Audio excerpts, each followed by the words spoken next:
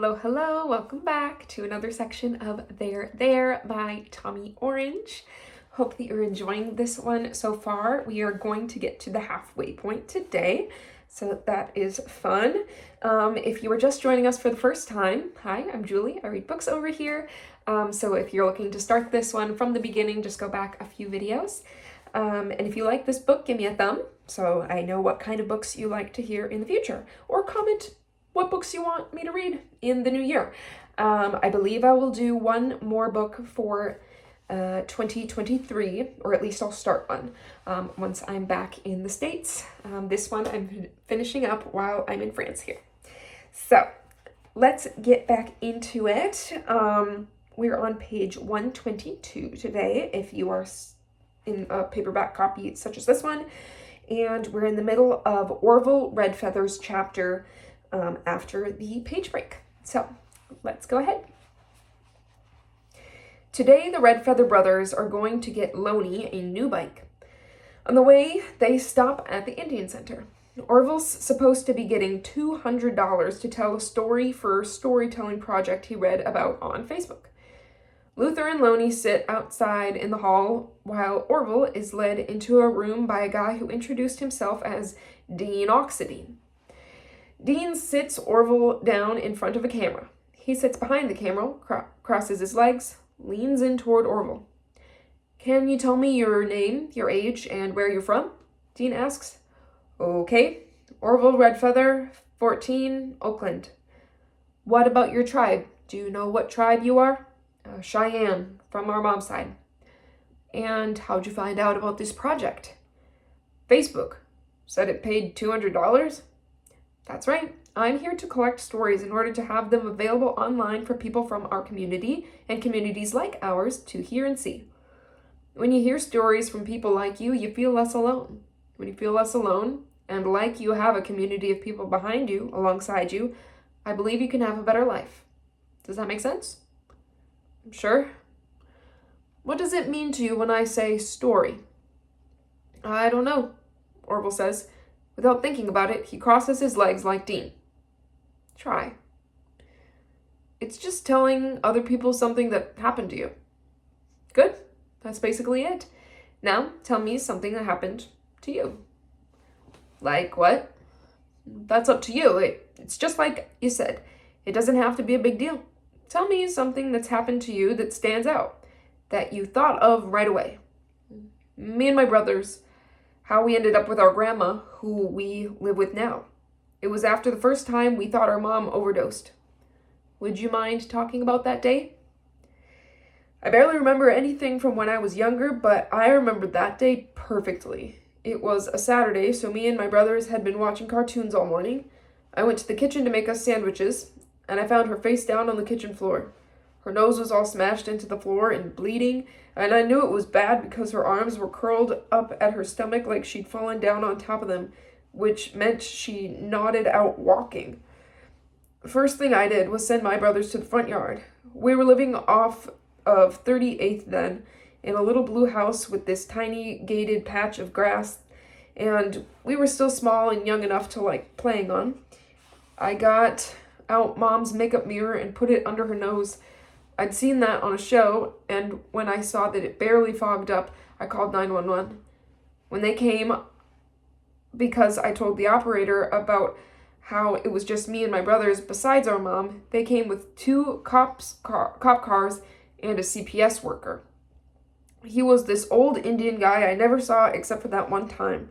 It was the first time I heard that we were Indian. He recognized that we were Indian just by looking at us. They carried our mom out on a stretcher while the social worker showed my little brothers a magic trick with a book of matches. Or he was just lighting matches and it felt like magic, I don't know. He's the reason they called our grandma and why we ended up getting adopted by her. He took us to his office and asked who else there was besides our mom. After talking to our grandma, Opal, we left and met her at the hospital. And then we went home with her. Home with your grandma. Yeah. And your mom? She'd already left the hospital by the time we got there. Turned out she just got knocked out from the fall. She didn't overdose. That's a good story. Thank you. I mean, not good, but thank you for telling it. I get $200 now? Orville and his brothers leave the Indian Center and go straight to Target in West Oakland and get Loney's bike. Loney rides on the back of Luther's bike on pegs. Even though the story had been sad to remember, Orville feels okay about having told it. He feels even better about the $200 gift card in his back pocket. He can't stop smiling. But his leg, the lump that's been in his leg for as long as he can remember, as of late, it's been itching. He hasn't been able to stop scratching it.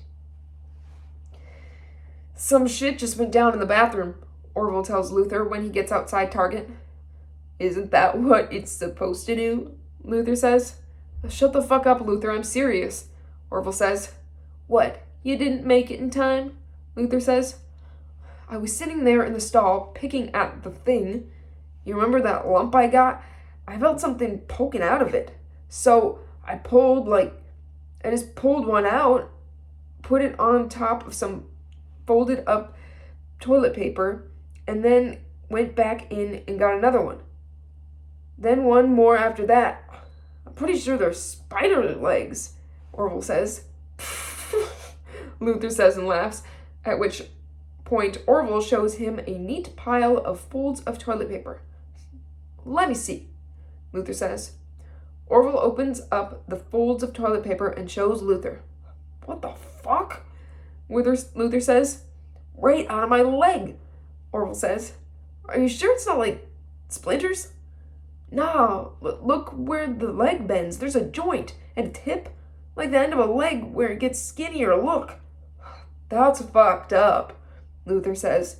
But what about the other 5? I mean, if there are spider legs, there should be 8, right? Before Orville can say anything else or put away the spider legs, Luther's on his phone. You looking it up? Orville asks him. But Luther doesn't answer. He just taps, scrolls, waits. You find anything? Orville says. Nah, not even a little bit, Luther says. When Loney comes out with his bike, Orville and Luther look down and, I think it should be Lonnie. Lonnie. Yep. From now on, we're going to call him Lonnie because there's spelling errors is what they say in all the names. Lonnie smiles at their nods. Let's go, Orville says, then puts his earphones in. He looks back and sees his brothers put theirs in too. They ride back toward Wood Street. As they pass the Target sign, Orville remembers last year when they all got phones at Target on the same day as an early Christmas present. They were the cheapest phones they had, but at least they weren't flip phones. They were smart. They do all they need them to do. Make calls, text, play music, and get them on the internet. They ride together in a line and listen to what comes out of their phones. Orville mainly listens to powwow music. There's something in the energy of that big booming drum and the intensity of the singing, like an urgency that feels specifically Indian. He likes the power of the sound of a chorus of voices makes too. Those high-pitched wailed harmonies, how you can't tell how many singers there are, and how sometimes it sounds like 10 singers, sometimes like 100. There was even one time when he was dancing in Opal's room with his eyes closed, when he felt like it was all his ancestors who made it so he could be there, dancing and listening to that sound, singing right there in his ears, through all those hard years they made it through. But that moment was also the first time his brothers saw him in regalia, dancing like that. They walked in on him in the middle of it, and they thought it was hilarious. They laughed and laughed, but promised not to tell Opal. As for Luther, not counting himself, he listens exclusively to 3 rappers. Chance the Rapper, Eminem, and Earl Sweatshirt. Luther writes and records his own rap to instrumentals he finds on YouTube and makes Orville and Lonnie listen to them and agree with him about how good he is. As for Lonnie, they'd recently discovered what he's into. You hear that? Luther asked one night in their room. Yeah, it's like some kind of chorus or choir, right? Orville said. Yeah, like angels or some shit, Luther said. Angels? Orville said. Yeah, like what they have them sound like. What they have them sound like? I mean, like movies and shit. Luther said, "Shut up, it's still going. Listen." They sat for the next couple of minutes and listened to the distant sound of the symphony, of the choir coming through an inch of the speaker, muted by Lonnie's ears, ready to believe it was anything better than the sound they had the angels make. It hit Orville first what the sound was, and he started to say Lonnie's name, but Luther got up, put a finger to his lips, then went over and gently pulled Lonnie's earphones out. He put one of them close to his ear and smiled. He looked at Lonnie's phone and smiled bigger and showed it to Orville. "Beethoven?" Orville said. They ride up 14th toward downtown. 14th takes them through downtown to East 12th, which gets them to Fruitvale without a bike lane, but on a street big enough so that even though cars get comfortable, swerve a little, and go faster on East 12th, it's better than riding on the gutter edge of International Boulevard. When they get to Fruitvale and International, they stop in the Wendy's parking lot. Orville and Luther take out their phones. "Guys, seriously? Orville has spider legs in his leg? What the fuck?" Lonnie asks. Orville and Luther look at each other and laugh hard. Lonnie hardly ever curses, so when he does, it's always both super serious and funny to hear. "Come on," Lonnie says. "It's real, Lonnie," Orville says. "What does that mean, it's real?" Lonnie says. "We don't know," Orville says. "Call Grandma," Lonnie says. "And say what?" Luther says. "Tell her," Lonnie says. "She'll make a big deal," Orville says. "What'd the internet say?" Lonnie asks. Luther just shakes his head. "Seems Indian," Orville says. "What?" Luther says. "Spiders and shit," Orville says. "Definitely Indian," Lonnie says. "Maybe you should call," Luther says. "Oh, fuck," Orville says. "But the powwow's tomorrow." "What does that have to do with it?" Luther says. "You're right," Orville says. "It's not like she's going to know she knows we're going." Orville leaves a message for his grandma. When she doesn't pick up, he tells her they got Lonnie's bike, and then about the spider legs. When he leaves the message, he watches Luther and Lonnie look at the legs together. They poke at the legs and move the toilet paper so that the legs bend. Orville feels a pulse in his stomach and like something falls out of him. After he hangs up, he takes the legs, folds up the toilet paper, and stuffs it in his pocket. The day of the powwow, Orville wakes up hot. He covers his face with the cold bottom of his pillow. He thinks about the powwow, then lifts the pillow and tilts his head to listen to what he thinks he hears from out in the kitchen. He wants to minimize their time with Opal before they go. He wakes his brothers up by hitting them with his pillow. They both moan and roll over, so he hits them again. "We gotta get out without having to talk to her. She might have made us breakfast. We'll tell her we're not hungry." "But I am hungry," Lonnie says. "Don't we want to hear what she thinks about the spider legs?" Luther says. "No," Orville says. "We don't. Not now."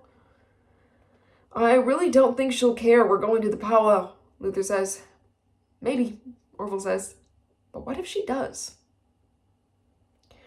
Orville and his brothers ride their bikes down San Leandro Boulevard on the sidewalk in line. At the Coliseum BRT station, they lift their bikes and carry them on their shoulders, then ride across the pedestrian bridge that gets them to the Coliseum. They slow to a roll. Orville looks through the chain-link fence and sees the morning fog clearing to blue. Orville leads his brothers clockwise around the outer edge of the parking lot. He stands and pedals hard, then takes off his plain black hat and stuffs it into his hoodie's front pocket. After gaining some speed, he stops pedaling, takes his hands off the handlebars, then grabs a hold of his hair. It's gotten long, down to the middle of his back long. He ties his hair back with the beaded hair clip that he found with the regalia in his grandma's closet. He pulls his ponytail through the half circle on the back of his hat, which latches with the snaps of 6 small black plastic buttons in a line. He likes the sound, the feel of it when he can get them to snap down perfectly in a row. He picks up speed again, then coasts and looks back. Lonnie's in the back, with his tongue sticking out from how hard he's pedaling. Luther is taking pictures of the Coliseum with his phone. The Coliseum looks massive. bigger than it looks when you see it from BART or driving by on the freeway. Orville's gonna dance on the same field the A's and the Raiders play on. He'll compete as a dancer. He'll dance. The dance he learned by watching powwow footage on YouTube. It's his first powwow. Can we stop? Lonnie says, out of breath. They stop halfway around the parking lot. I gotta ask you guys something, Lonnie says. Just ask then, homie, Luther says. Shut up, Luther. What's up, Lonnie? Orville says, looking at Luther. I've been meaning to ask, Lonnie says. What's a powwow? Luther laughs, takes off his hat, and hits it against his bike. Lonnie, we've seen hella powwows. What do you mean, what's a powwow? Orville says. Yeah, but I never asked nobody, Lonnie says. I didn't know what we were looking at. Lonnie tugs at the bill of his black and yellow A's cap to pull his head down. Orville looks up at the sound of a plane passing overhead. I mean, why does everybody dress up, dance, and sing Indian? Lonnie says. Lonnie, Luther says in the way an older brother can take you down by just saying your name. Never mind, Lonnie says. No, Orville says. Every time I ask questions, you guys make me feel stupid for asking, Lonnie says. Yeah, but Lonnie, you ask hella stupid questions, Luther says. Sometimes it's hard to know what to say. Then say it's hard to know what to say, Lonnie says, squeezing his handbrake. He swallows hard, watching his hand grip the handbrake, then leans down to watch the brakes grip the front tire. They're just old ways, Lonnie. Dancing, singing Indian. We gotta carry it on, Orville says. Why? Lonnie says. If we don't, they might disappear, Orville says. Disappear? Where are they gonna go? I mean, people will forget. We can't just make up our own ways, Lonnie says. Orville put his hand across his forehead the same way their grandma does when she's frustrated. Lonnie, you like the taste of Indian tacos, right? Orville says. Yeah, Lonnie says. Would you just make some food up of your own and eat it? Orville says. That actually sounds pretty fun, Lonnie says, still looking down but smiling a little now, which makes Orville laugh and say the word stupid in the middle of his laugh. Luther laughs too, but he's already looking at his phone. They get back on their bikes and look up and see lines of cars streaming in, hundreds of people getting out of their cars. The boys stop. Orville gets off his bike. These are other Indians getting out of their cars, some of them already in full regalia. Real Indians like they'd never seen before if you didn't count their grandma, who they probably should count, except that it was too hard for them to tell what was specifically Indian about her. She was all they knew besides their mom, who's too hard to think about or remember. Opal worked for the post office, delivered mail. She liked to watch TV when she was home, cook for them. They didn't know much else about her. She did make fry bread for them on occasion. On special occasions, Orville pulls at the nylon straps of his backpack to tighten it and lets go of the handlebars, lets the front wheel wobble, but balances by leaning back. In the backpack is the regalia that barely fits in his XXL black hoodie, which was too big for him on purpose, and 3 now squished peanut butter and jelly sandwiches in Ziploc plastic baggies he hopes they won't have to eat. But he knows they might have to if the Indian tacos are too expensive. If food prices are anything like the food at A's games when it's not dollar night. They only knew about Indian tacos because their grandma made them for their birthdays. It was one of the few Indian things she did, and she was always sure to remind them that it's not traditional and that it comes from lacking resources and wanting comfort food. To be sure, they'd at least be able to afford an Indian taco each. They rode their bikes up to the fountain behind the Mormon temple. Luther had just been there for a field trip to Joaquin Miller Park, and he said people threw coins in for wishes. They made Lonnie roll up his pants and gather all the coins he could see, while Orville and Luther threw rocks at the community building at the top of the stairs above the fountain. A distraction they didn't see at the time might have been worse than the fountain scraping itself. Going down Lincoln Avenue after that was one of the best and stupidest things they'd ever done together. You could get going so fast down a hill, there was nothing else happening in the world but the feeling of the speed moving through you and the wind in your eyes. They went to Bayfair Center in San Leandro and scraped out what they could from a fountain before being chased off by a security guard. They took the bus up to the Lawrence Hall of Science in the Berkeley Hills, where there was a double fountain, which they knew would be practically untouched because only rich people or monitored kids on field trips went to that place. After rolling up all the coins and turning them in at the bank, they came away with a total of $14.91. When they get to the entrance at the Coliseum, Orville looks back at Luther and asks if he has the lock. "You always bring it," Luther says. "I asked you to get it before we left the house," I said. "Luther, can you get the lock? I don't want it messing up my regalia."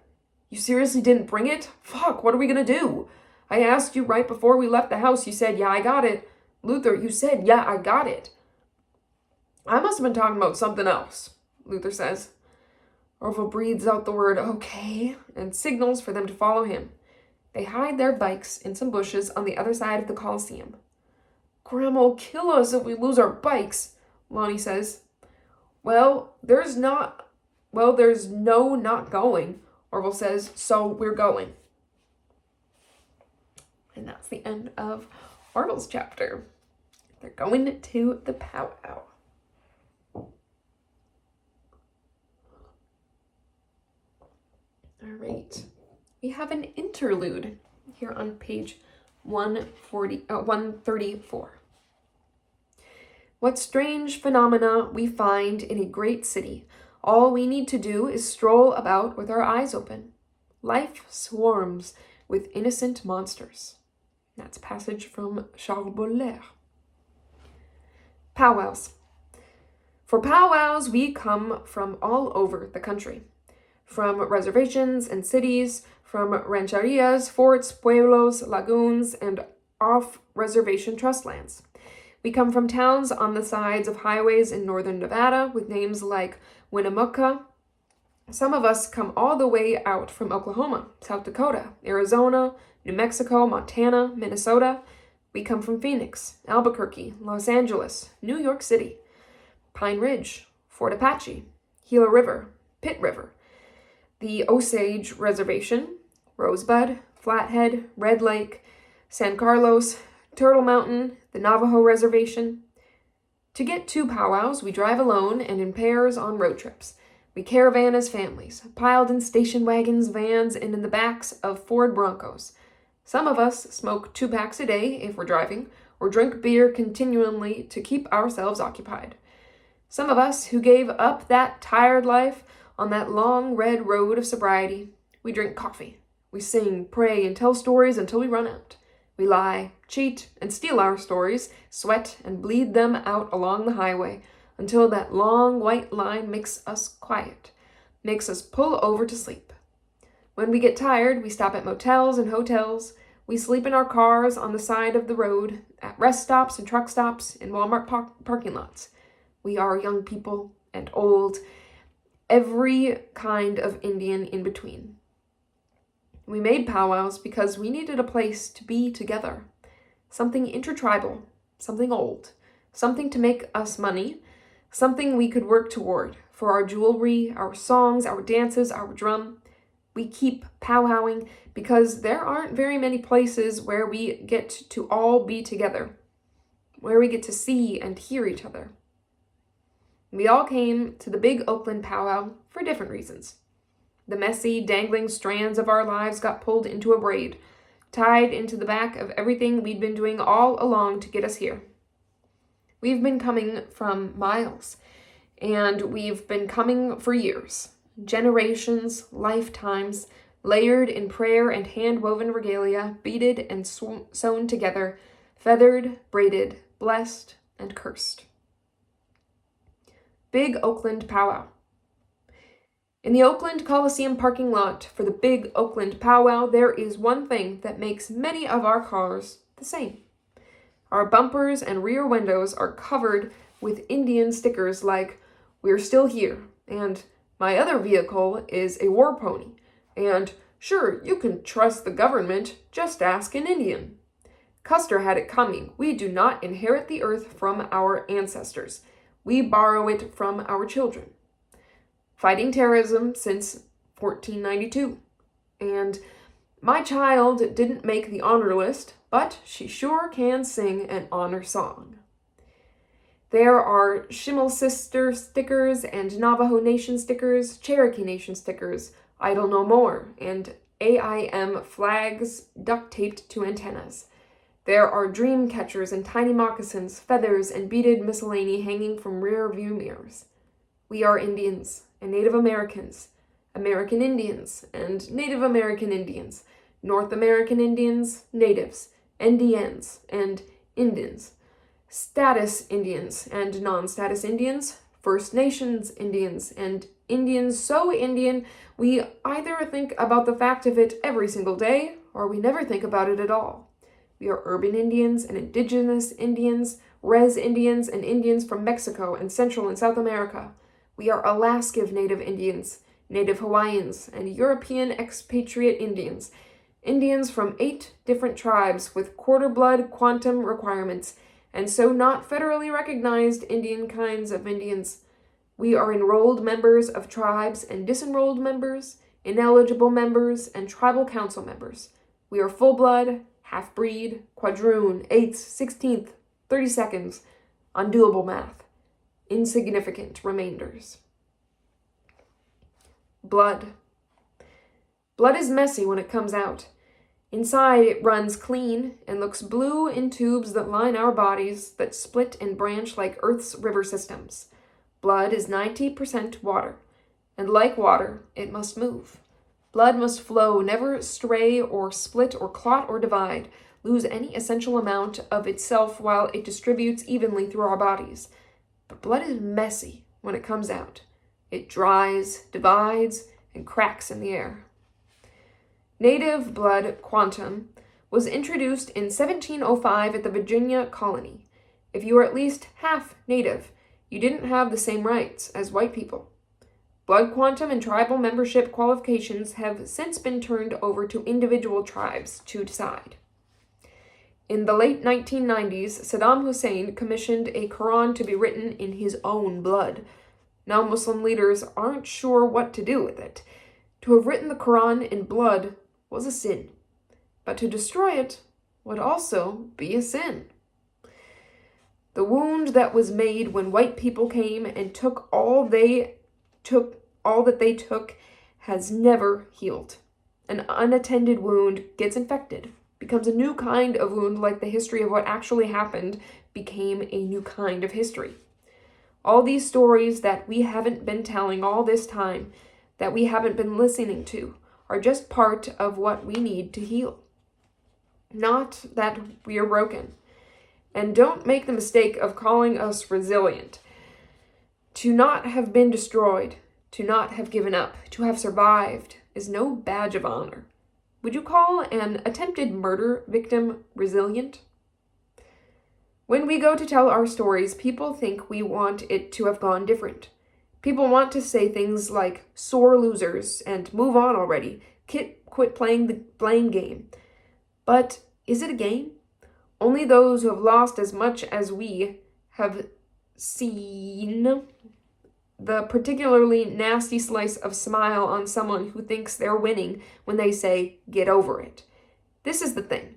If you have the option to not think about or even consider history, whether you learned it right or not, or whether it even deserves consideration, that's how you know you're on board the ship that serves hors d'oeuvres and fluffs your pillows while others are out at sea, swimming or drowning or clinging to little inflatable rafts that they have to take turns keeping inflated. People short of breath who've never even heard of the words hors d'oeuvres or fluff. Then someone from up on the yacht says, "It's too bad those people down there are lazy and not as smart and able as we are up here. We who have built these strong, large, stylish boats ourselves, we who float the 7 seas like kings." And then someone else on board says something like, "But your father gave you this yacht, and these are his servants who brought the hors d'oeuvres." At which point that person gets tossed overboard by a group of hired thugs who'd been hired by the father who owned the yacht, hired for the express purpose of removing any and all agitators on the yacht to keep them from making unnecessary waves, or even referencing the father or the yacht itself. Meanwhile, the man thrown overboard begs for his life, and the people on the small inflatable rafts can't get to him soon enough, or they don't even try, and the yacht's speed and weight cause an undertow. Then, in whispers, while the agitator gets sucked underneath the yacht, private agreements are made, precautions are measured out, and everyone quietly agrees to keep on quietly agreeing to the implied rule of law and to not think about what just happened. Soon the father who put these things in place is only spoken of in the form of lore, stories told to children at night under the stars, at which point there are suddenly several fathers, noble, wise forefathers, and the boat sails on unfettered. If you are fortunate enough to be born into a family whose ancestors directly benefited from genocide and or slavery, maybe you think the more you don't know, the more innocent you can stay, which is a good incentive to not find out, to not look too deep, to walk carefully around the sleeping tiger. Look no further than your last name. Follow it back, and you might find your line paved with gold or beset with traps. Last names. We didn't have last names before they came. When they decided they needed to keep track of us, last names were given to us, just like the name Indian itself was given to us. These were attempted translations and botched Indian names, random surnames and names passed down from white American generals, admirals, and colonels, and sometimes troop names, which were sometimes just colors. That's how we are blacks and browns, greens, whites, and oranges. We are Smiths, Lees, Scotts, MacArthurs, Shermans, Johnsons, Jacksons. Our names are poems, descriptions of animals, images that make perfect sense and no sense at all. We are Little Cloud, Little Man, Lone Man, Bull Coming, Mad Bull, Bad Heart Bull, Jumping Bull, Bird, Bird's Head, Kingbird, Magpie, Eagle, Turtle, Crow, Beaver, Youngblood, Tall Man, Eastman, Hoffman, Flying Out, Has No Horse, Broken Leg, Fingernail, Left Hand, Elk Shoulder, White Eagle, Black Horse, Two Rivers, Gold Tooth, Good Blanket, Good Bear, Bear Shield, Yellow Man, Blind Man, Roan Horse, Belly Mule, Ballard, Begay, Yazzie. We are Dixon, Livingston, Sozy, Nelson, Oxendine, Harhole, Armstrong, Mills, Tall Chief, Banks, Rogers, Bitsilly, Belcourt, Means, Good Feather, Bad Feather, Little Feather, Red Feather. Apparent death. We won't have come expecting gunfire, a shooter. As many times as it happens, as we see it happen on our streets, we still walk around in our lives thinking, no, not us. That happens to them, the people on the other side of the screen. The victims, their families. We don't know those people. We don't even know people who know those people. We're once and twice removed from most of what we see on the other side of the screen, especially that awful man, always a man. We watch and feel the horror, the unbelievable act for a day, for 2 whole days, for a week. We post and click links and like and don't like and repost and then it's like it didn't happen. We move on. The next thing comes. We get used to everything to the point that we even get used to getting used to everything. Or we only think we're used to it until we meet him in real life when he's there with us. The shots will come from everywhere. Inside, outside, past, future, now, and we won't know right away where the shooter is. The bodies will drop. The depths of the booms will make our hearts skip beats. The rush of panic and spark and sweat on our skin, nothing will be more real than the moment we know in our bones the end is near. There will be less screaming than we expect. It'll be that prey silence of hiding, the silence of trying to disappear, to not be out there. We'll close our eyes and go deep inside, hope that it's a dream or nightmare, hope that in closing our eyes, we might wake up to that other life, back on the other side of the screen where we can watch from the safety of our couches and bedrooms, from bus and train seats, from our offices, any place that is not there. On the ground, playing like we're dead, so not playing at all. We'll run like ghosts from our own dead bodies in hopes of getting away from the shots and the loud quiet of waiting for the next shot to fire, waiting for another sharp, hot line to cut across a life, cut off breath, bring too quickly the heat and then cooling of a too soon death. We've expected the shooter to appear in our lives in the same way we know death is and always has been coming for us, with its decisive scythe, its permanent cut. We have expect to feel the boom of shots firing nearby, to fall on the ground and cover our heads, to feel like an animal, prey in a pile on the ground. We've known the shooter could show up anywhere people gathered. We've expected to see him in our periphery, a masked shadow moving through the crowd, picking people off at random, semi-automatic booms putting bodies down, sending them flailing through the broken air. A bullet is a thing so fast it's hot, and so hot it's mean, and so straight it moves clean through a body, makes a hole, tears, burns, exits, goes on, hungry or it remains, cools, lodges, poisons. When a bullet opens you up, blood pours like out of a mouth too full. A stray bullet, like a stray dog, might up and bite anyone, anywhere, just because its teeth were made to bite, made to soften, tear through meat. A bullet is made to eat through as much as it can. Something about it will make sense. The bullets have been coming from miles, years. Their sound will break the water in our bodies. Terror sound itself, rip our lives in half. The tragedy of it all will be unspeakable. The fact we've been fighting for decades to be recognized as a present tense people, modern and relevant, alive, only to die in the grass wearing feathers. That's the end of our interlude there. Page 142, Tony Loman.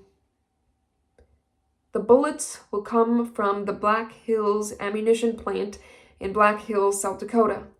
They will be packed in boxes of 16, driven across the country, and stored in a warehouse in Hayward, California for 7 years, then stocked and shelved and bought in Oakland at a Walmart off of Hegenberger Road by a young man with the name of Tony Loman.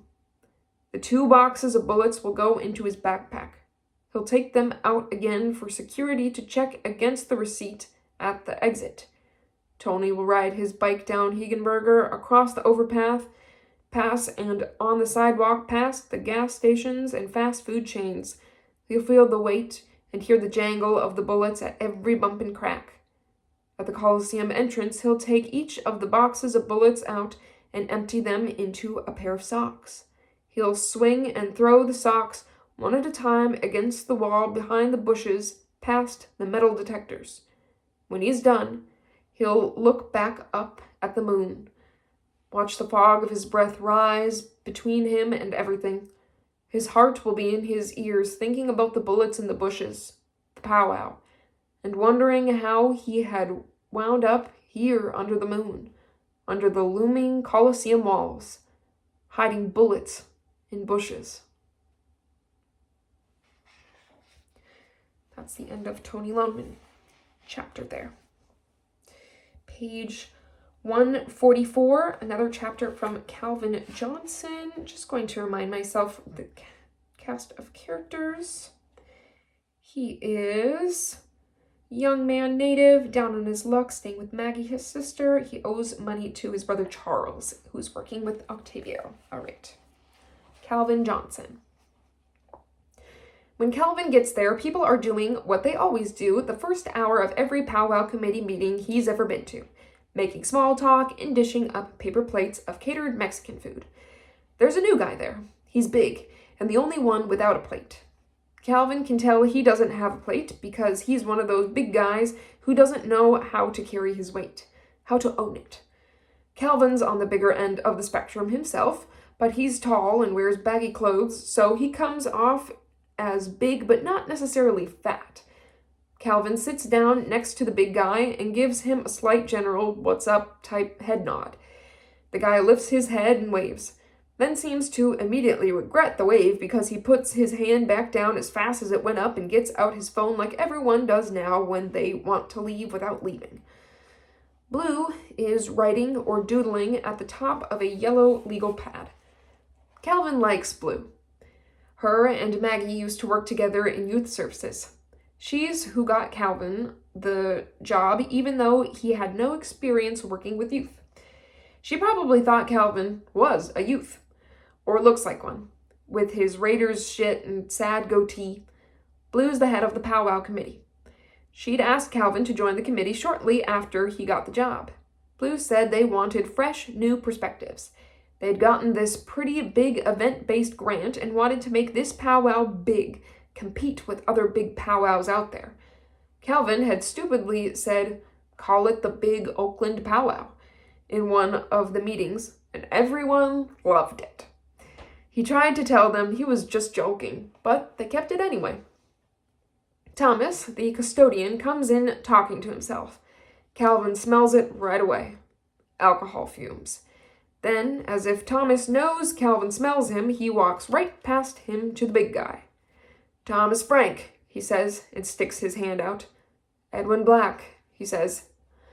"I'll let you folks get to work," Thomas says as he takes the trash out. "Let me know if you need help cleaning up the leftovers," he says with a tone like, "Save a plate for me." Dude is weird. Awkward as fuck, like he had to make you feel as uncomfortable as he always appeared to be. Like he couldn't contain it. Blue knocks on the table twice and clears her throat. "Okay, you guys," she says, knocking on the table 2 more times. "Let's start. We have a lot to talk about. It's already January. We have less than 5 months. We'll start with the 2 new people, one of whom isn't here yet. So that means you'll start, Edwin. Go ahead and tell everyone a little bit about yourself and what your role's going to be here at the center." "Hi, everyone," Edwin says, and puts his hand up and waves that same wave he'd waved at Calvin. "I'm Edwin Black, and, well, obviously I work here now. I guess not obviously. Sorry." Edwin shifts in his chair. "Just tell them where you're from, what's your tribe, and your role here," Blue said. "Okay, so I grew up here in Oakland, and I'm Cheyenne. Well, I'm not enrolled yet, but, I will be, with the Cheyenne and Arapaho tribes of Oklahoma. My dad told me we're Cheyenne and not Arapaho, and sorry, I'm gonna be interning for the next few months leading up to the powwow. I'm here to help with the powwow," Edwin says. "We are just waiting on one more," Blue is saying when another guy walks into the meeting. "Speak of the devil," Blue says. He's a young guy in a baseball cap with an indistinct tribal pattern on it. If he didn't have that hat, Calvin doesn't know if he'd guessed he's native. "Everyone, this is Dean Oxendine. Dean Oxendine, this is the powwow committee. Dean's gonna set up a storytelling booth, kind of like StoryCorps. Have you all heard of StoryCorps?" They all murmur various non-committal answers. "Dean," Blue says, "why don't you go ahead and say a few things about yourself before we start?" Dean starts to say something about storytelling, some real heady shit, so Calvin tunes out. He doesn't know what he's gonna say when it comes around to him. He'd been put in charge of finding younger vendors to support young Native artists and entrepreneurs, but he hadn't done shit. "Calvin," he hears Blue say. All right, page 147, Dean Oxendine. Dean convinced Blue to let Calvin do his interview for the storytelling project during work hours. Calvin keeps crossing and uncrossing his legs and pulling out his hat by the bill. Dean thinks Calvin is nervous, but then Dean is nervous. He is always nervous, so maybe it's projection. But projection is a concept is a slippery slope because everything could be a projection. He is regularly subject to solipsism's recursive drowning effect. He set up the camera and mic in Blue's office beforehand. Blue's on her lunch hour. Calvin is sitting still now, staring at Dean mess with the camera equipment. Dean figures out what was wrong and hits record on the camera and on the recording device, then adjusts the mic one last time. Dean learned early on to record everything before and after, as those moments can sometimes be even better than when the interviewee knows they're being recorded. "Sorry, I thought we were good to go before you came in," Dean says, and sits down to the right of the camera. "It's cool," Calvin says. "What is this again?"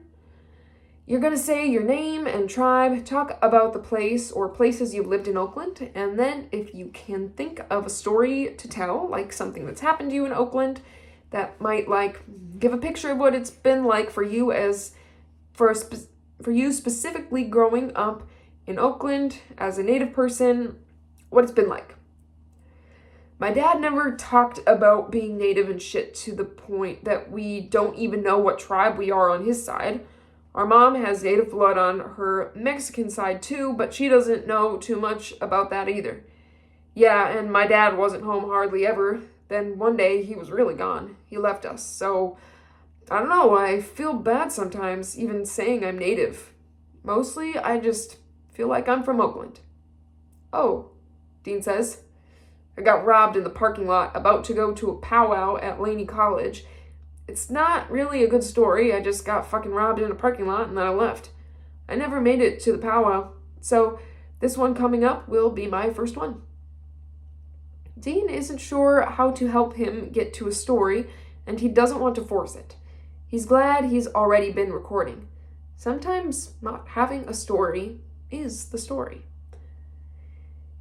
It's like having him as a dad and not knowing, and how he fucked us up as a dad. I don't want to come off like I think that's what being Native means.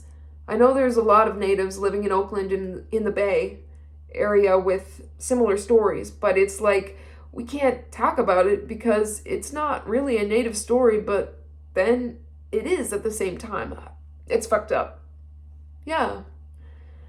When are you gonna start recording for me to say, whatever I'm gonna try to say?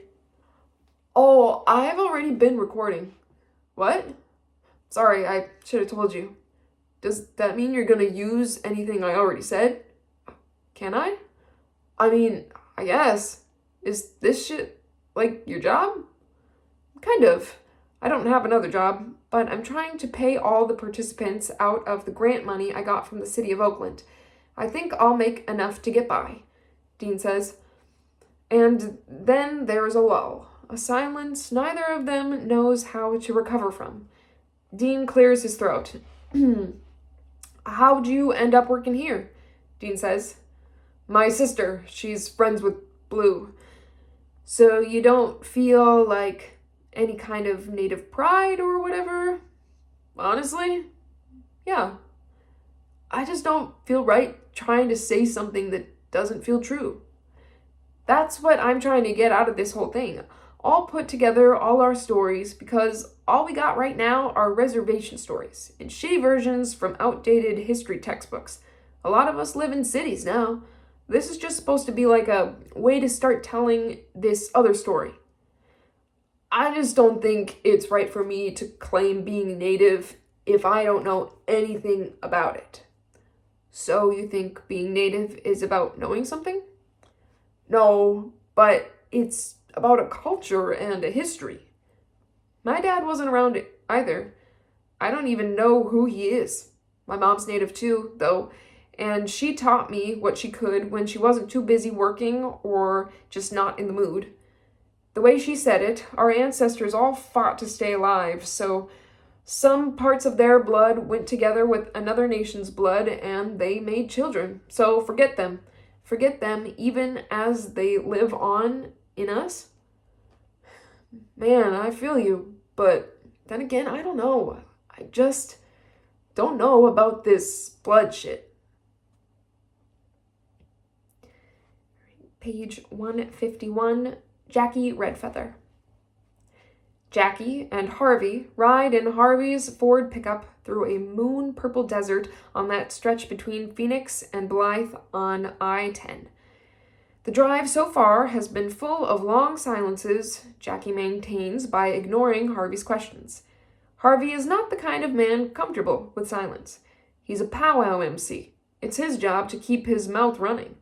But Jackie is used to silence. She has no problem with it.